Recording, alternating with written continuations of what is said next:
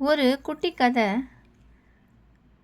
இந்த சீரியலில் ஒருவருக்கு நீங்கள் எதை செய்தீர்களோ அதை எனக்கே செய்தீர்கள். கர்த்தரால் ஆசீர்வதிக்கப்பட்ட 2 மனிதர்கள், ஜேக்கப், ஜான். ஜேக்கப்புக்கு 2 காரு, 2 ஏக்கர் விவசாய நிலம், பல அடுக்கு மாடி வீடுகள் இருந்தது. ஜானுக்கும் அப்படித்தான். காரு, விவசாய நிலம், பல அடுக்கு மாடி குடியிருப்புகள் இருந்தது. ஜானும் ஜேக்கப்பும் நெருங்கிய நண்பர்கள். எல்லா வசதிகளும் இருந்தாலும் நிறைய மனிதர்களை பார்க்கணுன்னு ஆசைப்படுவார்கள். எல்லாமே அவர்களுக்கு வீடுகளில் நிறைவாக இருந்தது.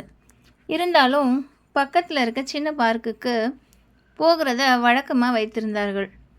இவங்க 2 பேரும் தங்க நகைகள் போட்டுக்கிட்டு தான் பார்க்குக்கு போவாங்க. இவங்கள பார்த்த உடனே எல்லாரும் இவர்களை பார்ப்பதும் மரியாதை கொடுப்பதுமாக நாட்கள் சென்றன.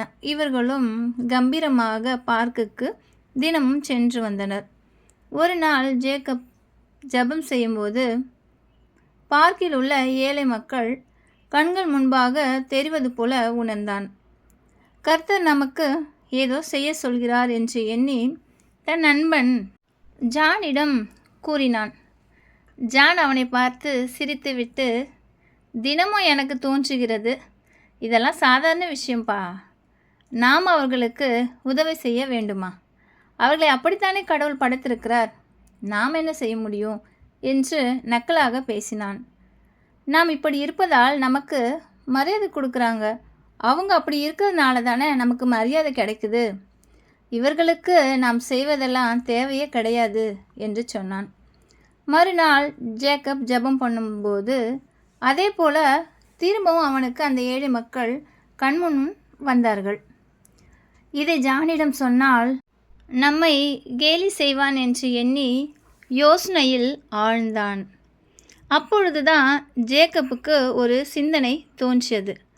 கடவுள் நம்மை ஆசீர்வதித்திருப்பது பிறருக்கு உதவுவதற்காகத்தான் என்று மனதிலே எண்ணினான்.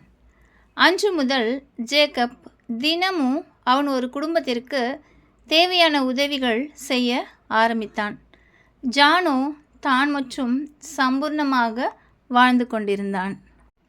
ஜானுக்கு மேன்மையான நடை இருந்தது. எல்லா மக்களும் அவனை பார்க்கணும்னு அவனை பெருமைப்படுத்தி கொண்டே இருந்தானே தவிர அதனால் அவனுக்கு எந்த மகிழ்ச்சியும் சந்தோஷமும் மனதில் வரவே இல்லை. ஏதோ அவனும் நடந்துக்கிட்டு கம்பீரமாக வாழ்ந்துட்டு இருந்தான். மனசில் நிம்மதி கிடைக்கல. ஆனால் ஜேக்கப்கோ நடையில் ஒரு அமைதியும் சாந்தமும் நிறைந்த ஒரு மகிமை இருந்தது. அவன் மிகுந்த மனநிறைவுடன் இருந்தான். ஒரு நாள் கடவுள் இருவரையும் சந்தித்தார். ஜேக்கப்பை பார்த்து, கர்த்தர், என் மகனே, நீ என்னோடு வந்து நித்தியத்திலே வாசம் பண்ணுவாய் என்றார்.